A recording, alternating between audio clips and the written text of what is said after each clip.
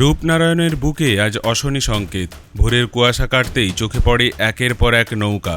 সারিবদ্ধভাবে বালি তোলার কাজে ব্যস্ত তারা।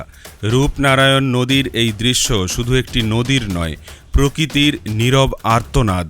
দাসপুর থানার রানীচক খেয়াঘাট থেকে তোলা এই ছবি যেন বাস্তবের কঠিন সত্যকে সামনে আনে।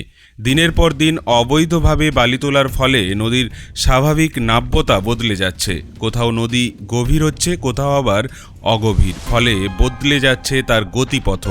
এর প্রভাব পড়ছে আশপাশের গ্রামে, চাষের জমি, এমনকি জীববৈচিত্র্যের উপরও।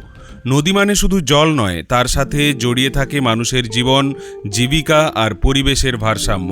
অথচ কিছু অসাধু চক্রের লোভের কারণে সেই ভারসাম্য আজ বিপন্ন।